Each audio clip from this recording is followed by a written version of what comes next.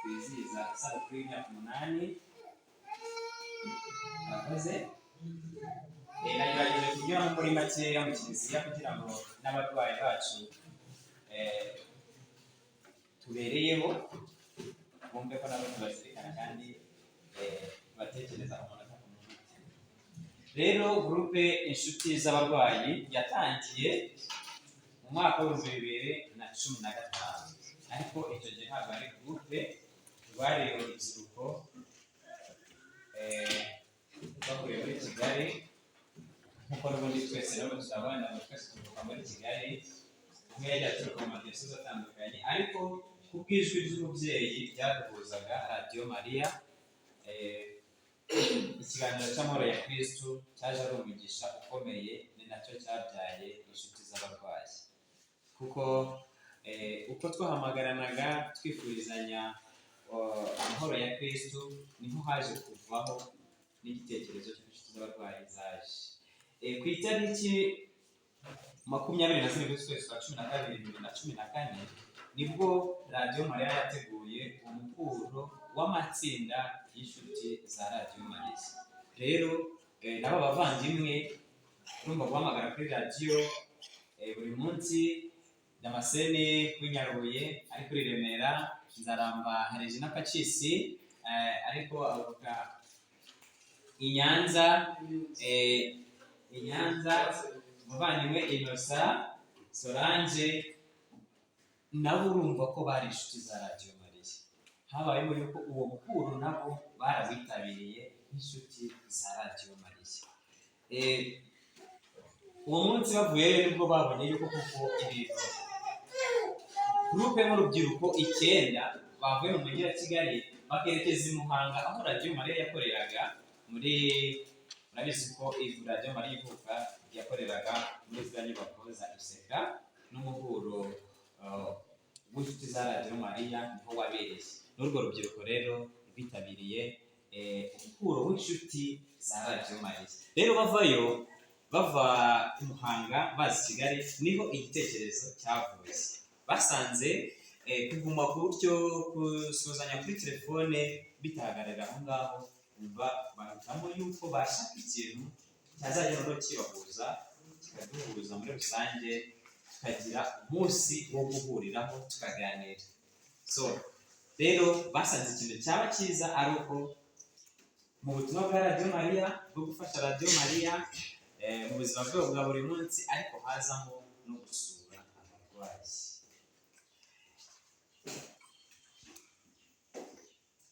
Ku itariki abajene reka amazina n'abasomanana bababwire kuko dufite umugisha ukomeye cyane ko mu myaka 8 ishize twibwiriza isabukuru y'imyaka 8 muri abo bavandimwe bari baharekeje muri uwo muhuro n'uyu munota bamwe tukiri kumwe. Umwe ni Twizeyimana Jean Damascene nguye muri kumureba, undi ni Nzaramba Emmanuel nawe yakwigira imbere buriya hariya nawe arahari. Undi muvandimwe ni Mukashaka Solange nawe yigira ijuru. Bari bakiri abasore n'inkumi, ariko nagira ngo mbabwire yuko ubu ni umuryango uri hamwe n'umugore n'umugabo. Urumva ko itsinda inshuti z'abarwayi zaje kugira ishoboye cyane. Kristo yakoze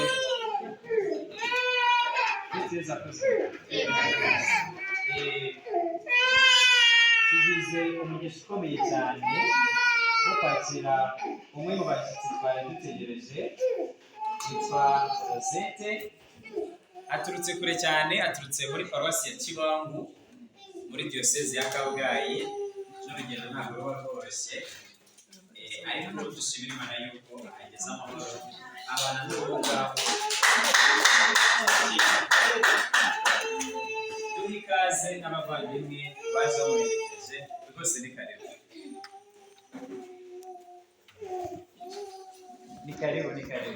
Abo bandi babo Kristo Yesu akuzwe. Nari nkibereka rero bamwe mu bavandimwe bari muri uwo muhuro bagize n'igitekerezo cyo gushinga inshuti z'abarwayi. N'uyu munota tukaba turi hano twizihiza imyaka 8 ishize bibaye. narigeze kuri Mukashyaka Solange hamwe na Nzaramba Emmanuel, twanishimiraga yuko icyo gihe bari urubyiruko, ariko ubu ngubu ni umuryango uri hamwe wanagutse, dufite imbuto zavuyeho abana Imana yazaye. Ntekereza ko ndakomereza kuri Sabimana Innocent, nawe yigereje rwose, tumushimire. Dufite na Habarurema Jean Baptiste, nawe ntabwo yabashije kuboneka ariko arahari. Hakaba n'ankurikiye kuri Kinema Boniface, we ntabwo ari hano muri gihugu, asigaye abaye Ugande. Tukagira na Iradukunda Diane, nawe yashatse kure nikore ahantu ari ntabwo yabasha kuboneka. Undi ni Mukanyabyenda Clarisse, umugore w'uyu muvandimwe uri hano yaje amuhagarariye. Nari maje kubereka rero fondateri ya groupe inshuti z'abarwayi. Nukuri mwafasha kongera tukabashimisha. Nyagasani yabakoreyemo, none urubuto bateye turifuza yuko tuvamera kakabuto ka sinapisi kabaye igiti cy'inganzamarumbo. Kimwe n'andi matsinda rero, abo bajene biyemeje guhera ubwo gukomeza kuzaba hamwe na Radio Maria no kwifuza yuko rwa rubyiruko rwa 9 baba benshi, kandi byaje gukunda.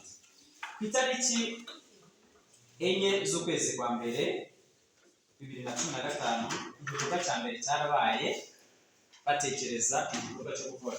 Igikorwa cya mbere cyabaye, habayeho gusura umuvandimwe witwa Umuraza Letitia utuye muri paruwasi ya Nyamirambo Centrale ya Burema. Yabaye paruwasi yabyawe na Nyamirambo, ubu ngubu isigaye ari paruwasi ya Burema. Icyo nicyo gikorwa cya mbere cyabashije gukora. Ikindi gikorwa cyakurikiyeho cyari cyo gufasha umuvandimwe witwa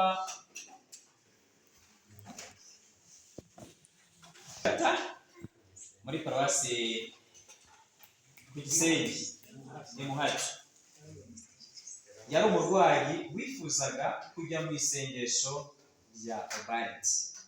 Nta bushobozi yari afite bwo kuba yava i Muhato ngaze i Kigali mu isengesho ryari ryabereye i Kabuye. Ndabyibuka habayeho guterateranya ubushobozi kugira ngo umuvandimwe ave i Muhato aze mu isengesho ryabereye i Kabuye, ryayobowe na Obariti. Ndabyibuka nanjye nari mpari, ari nabwo nanjye nshobora kuba narinjiye muri groupe uwo munsi. Igikorwa cya mbere cyakozwe kuri izo tariki 4 z'ukwa mbere 2015. Byarakomeje ku itariki 4 z'ukwa mbere 2015,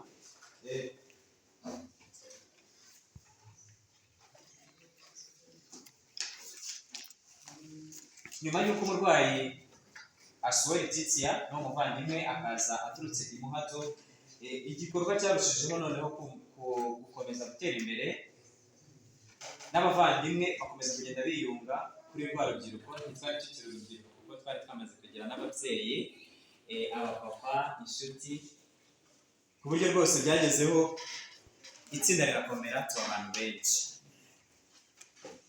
Komite ya mbere yayoboye itsinda inshuti z'abarwayi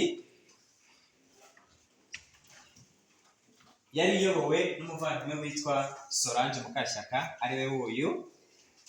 Yatowe ku itariki 15 z'ukwa kabiri 2015. Nibwo iyo komite yatowe, yari iyobowe n'umuvandimwe Solange, visi perezida ari Twizeyimana Jean Baptiste, sekreteri yari Nzaramba Emmanuel,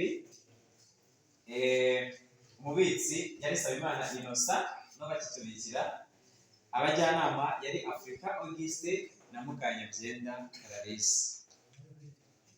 Itsinda ry'inshuti z'abarwayi ryahisemo kwiyambaza mutagatifu Papa Yohani Pawulo wa kabiri nk'umunyamuryango, kuko Papa Yohani Pawulo wa kabiri tuzi ibikorwa by'impuhwe byamuranze, ari nawe washyizeho umunsi mpuzamahanga wo kwita ku barwayi aho wizihizwa mu kwezi kwa kabiri. Murabizi neza yuko uyu mwaka wabaye ku itariki 11. Twagerageje kubihuza n'isabukuru yacu ariko ntibyakunda, ariko twarabizirikanye kuri uwo munsi. Itsinda ry'abarwayi ryagize gahunda nyinshi z'abarwayi twasuye. Twagerageje kuzenguruka mu madiyosezi yose atandukanye. Twasuye umuvandimwe witwa Agata Ry'Inshuti, ndagenda mvuga wenda mu ngendo twagiye dukora zo hanze ya Kigali.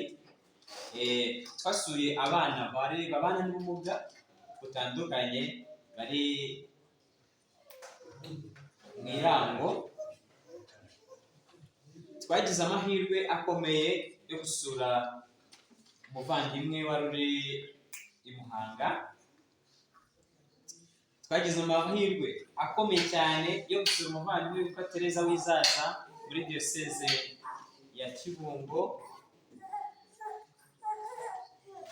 Na n'ubu aracyarwaye, abana n'uburwayi butamworoheye, ariko turashimira Imana yuko mu buzima twamusanzemo pasari twagerageje kugenda. Kuko muribuka nk'inshuti z'abarwayi hari igikorwa ahantu yabaga bashatse kuhamukura kubera yuko ntabwo hari hamwanditseho. Umuvandimwe wari wagize igikorwa cy'impuhwe amuha icumbi, amuha ikibanza, Caritas iramwubakira, ariko umuvandimwe wari wamugize igikorwa cy'impuhwe cyo kumuha aho hantu yaje kugira gutya aragenda ajya i Bugande anitaba Imana.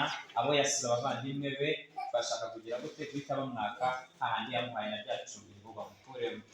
Ariko inshuti z'abarwayi twagerageje ishoboka byose, tunegosiye n'abo bavandimwe bashaka bamukura, batubwira igiciro cyabo twabishyura. Nyagasani adukoreramo, akorera n'inshuti zacu, tubasha kumwishyurira iryo cumbi. Ubu ngubu ahafite byemewe n'amategeko n'ahirwe. Ukuri nabyo cyari igikorwa gikomeye, ariko Nyagasani yaradufashije birakunze. Ni byinshi twakoze hano muri Kigali ho, ni byinshi twagize. Abavandimwe twagiye dusura, bamwe tugira n'ibyago baritahira, ariko tugerageza kubaherekeza.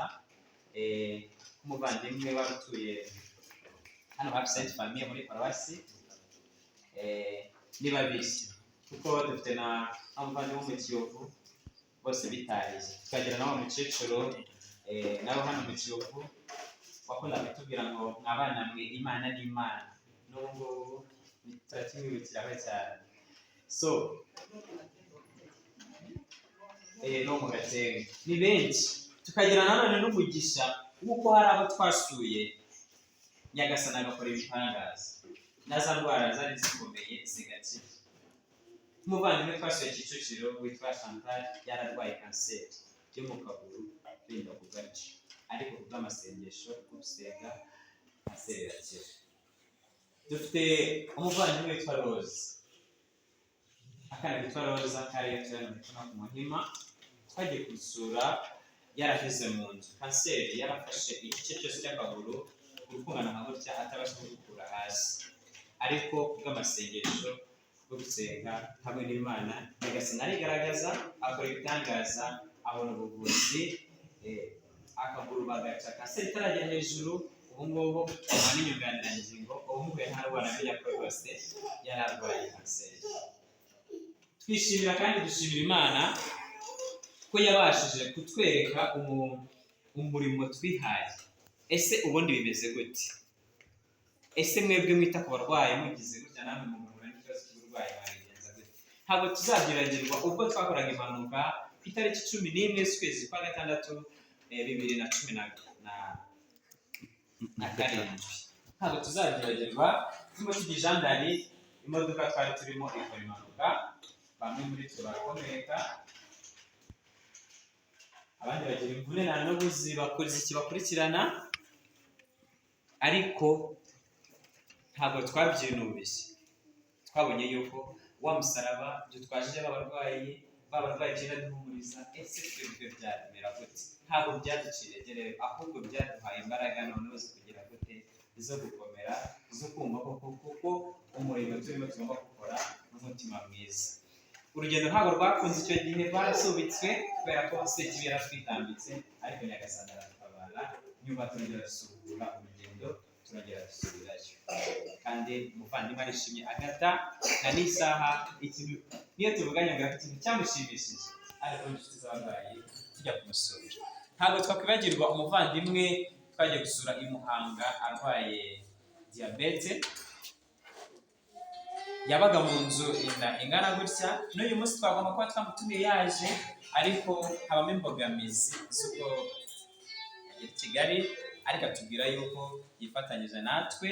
Muribuka ko twagiye kumusura ari mu gihe twitegura Pasika, hari mu Gisibo. Twaragiye dufatanya nawe inzira y'umusaraba, duterera Karuvariyo yose turi kumwe nawe, aryamye ku gitanda atabasha no kweguka, inda ingana gutya. Ariko twashima Imana yuko twarangije inzira y'umusaraba, aratubwira ati ndumva hari ikintu gihindutse, na n'isaha yarakize ameze neza. Murumva ko nibyo kwishimira cyane. So ndabashimira nk'inshuti z'abarwayi aho tugeze ubu, ko hari bamwe twagerageje guhumuriza, abandi tukabagaburira ubuzima, icyizere. Mwumve ko umurimo mukora hari benshi ufite umumaro, kandi natwe udufitiye umumaro. Twibuke abo twagiye dukorana ingendo zitandukanye tujya gusura abarwayi. Hari abavandimwe benshi bari bafite ibikomere ku mutima, bumvaga ko batazi nuko ibyo bikomere bishobora kuzakira, ariko kugeza ubwo twabasuraga kugeza isaha ibikomere byarakize. Mwibuke umuvandimwe Amateka hariya Cezike, murabizi yuko twagiye kumusura batubwiye ikibazo yagiraga cy'ihungabana yagiraga mu gihe cyo kwibuka abacu baje Jenoside kuri 1994. Bitewe n'igikomere yagize muri icyo gihe, ntabwo yabashaga kwakira umuntu, ariko twaragiye turamuganiriza, tumuba hafi, arongera arababarira, arabohoka, amera neza. Kuko ikibazo yari afite cyo kutababarira no kumva n'igikomere yagize, yarabyibuhaga akaba yangana na gutya, ariko ubu yarongeye amera neza. Nabwo akesha iki inshuti z'abarwayi. Mwibuke umuvandimwe turasuye ejo bundi, hariya Kimisagara, abana n'ubumuga, ahora mu kagare. Nawe muzi ubuhamya yaduhaye by'uko kumva ko yababarira uwamugize uko nguko yari ameze, kuko yari muzima, ariko birangira asigaye ubuzima bwe bwose ari ukumara mu kagare. Atubwira ko byatewe n'umuntu wamukoze ibyo ngibyo. Yumvaga we no kumva ijwi no kumva izina rye bamuvuze, cyangwa naho yamubona afite ubushobozi nawe yakwihorera. Ariko twaramuganirije tumubwira ko kugira ngo abohoke, yumva aruhutse, ari uko yatura umutwaro ukamuvaho, akanamubabarira, akumva yishimye. Ubu ngubu nawe ameze neza, avuga ati ndimo ndamushakisha nzamubabarire numve mbohotse, numva kuri iby'agaciro. Mwibuke umuvandimwe twagiye gusura witwa Byoroshye, abana n'ubumuga bwo kutabona. Nawe rwa rugendo rukomeye cyane kuri we. Mwibuke, ibaze ko wari umusore umeze neza, wataha wagera mu rugo bakubona bikanga, ukamara iminsi 3 mu buriri uryamye, warategereje ko bucya uzibona ijoro, kombe ibintu byararangiye, warahumye. Kwiyakira byari byaramunaniye nawe burundu. Ariko twaragiye turamuganiriza, ubu ameze neza, mwumva indirimbo ze kuri radiyo, twaranamufashe rwose kugira zimwe tumufasha gusohora, arongera yumva ko ibyabaye byarabaye, kandi icyizere agifite mu Mana. Nyuma rwose yaje no kugira gutya, ku mbuto zavuye muri gurupe, abona umugeni, akora ubukwe, turamutaha, turishima, turanezerewe. Ndumva ko ni iby'agaciro gakomeye cyane. Dukomeze dusabe Nyagasani akomeze dukize imbaraga zo gukora umurimo twihaye turimo, mwumve ko bifitiye umumaro benshi. Ntabwo twabura no kuvuga ko icyago cyaje Covid cyabaye naho kiduca intege, ariko uwo twiyambaje cyangwa se uturinze afite imbaraga. Nyagasani Yezu aradukomeje, niwe rutare rwacu. Mu by'ukuri Covid iriya myaka 2 yashize tudahura, ibikorwa tubikorera kuri telefone, byaradushegeshe ariko Imana ishimwe rwose kuri anniversaire y'imyaka 8 muri buki imyaka 6 twari twatiye sale iri biraberamo hano ruguru yari sale nini tuzuye ishuri tutabasha kwigiramo ariko duhitamo gufata sale byaratangaza kandi n'ubu umucyo warongeye uragaruka mu by'ukuri igihe cyageze isi ibera nk'icuza umwijima kubera covid ariko ubu ngubu umucyo warongeye urasa urumuri ruratumurikira ibiti byari byarumye birongera agashibuka murabona yuko ubu ngubu turishimye turanezerewe Kristo Yesu akozwe ni byinshi navuga kuko inshuti z'abarwayi sinzi ko nabo muri abantu beza cyane muri ab'agaciro gakomeye cyane muvandimwe Jean Claude w'inyamata muzi uburyo twamuherekeje kare twavuganye namwe ati mbasubize kuko nawe ni umurwayi twabanye nawe mu burwayi bwe muzi ko yakoze impanuka nawe ari umwana y'imyaka 17 gutyo 8 famiye iramutererana babo baramutererana bamunaga mu bitaro nyine abo w'ibitaro ariko nyuma y'aho tumumenyeye yagize inshuti n'abavandimwe muri twebwe bamwe ni mama abandi ni petit frère abandi ni ba grand frère ari icyizere kirahari nawe cyuko avuga yuko kuba yaragize inshuti zirenze akava mu mwijima ararimo akaba nawe ubwe yiyumva no nk'umuntu yumva ko no gukira bizaza yumva ko ni iby'agaciro gakomeye cyane rero ni byinshi ariko nagira ngo nshimire komite ituyoboye kuri uyu munota mukore muri gukora akazi kanyu neza nshimire umuvandimwe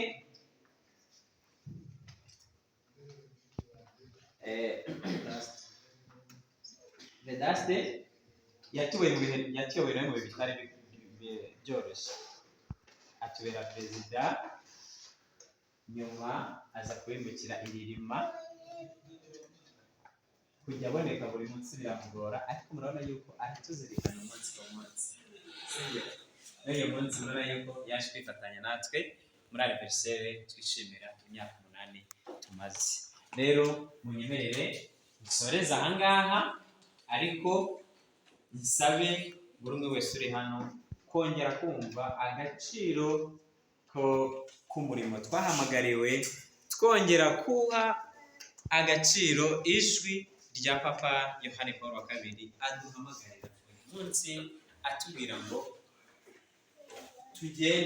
genda umukumbuzi wa murwayi ejo nimugoroba nibwo narebye ikiganiro cyabereye ku bitaro bya Nyarugenge ahizihijwe umunsi mukuru mpuzamahanga wo kwita ku barwayi mu rwego rwa Kiliziya Gatolika Diyoseze ya Kigali niho byabereye abarwayi batanze ubuhamya ntabavuze ngo ibinini numvaga nta kintu bimariye ariko iyo abantu baje kunsura nibwo numva ndushijeho gukira mweye imiti gusa nta bantu mfite baje kunsura bambwira ko nubwo ndwaye tuzakira ibinini nta nicyo byabimariye nukuri muri ab'agaciro gakomeye cyane abarwayi ni abacu barabizi ibitaro tujya tugerageza kujya gusura abarwayi mu bitaro dusura abarwayi mu ngo nukuri Nyagasani akomeze atwongerera imbaraga Nyagasani akomeze abahere umugisha mu bikorwa Kristo Yesu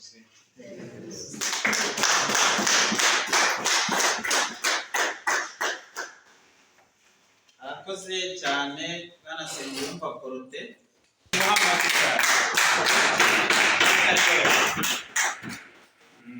yitwa Elias Byoroshye mwumva kuri radio n'uwa cyane adukorera ibintu byinshi aratuganiriza aradutumira twega mu wati ari n'undi muvandimwe wacu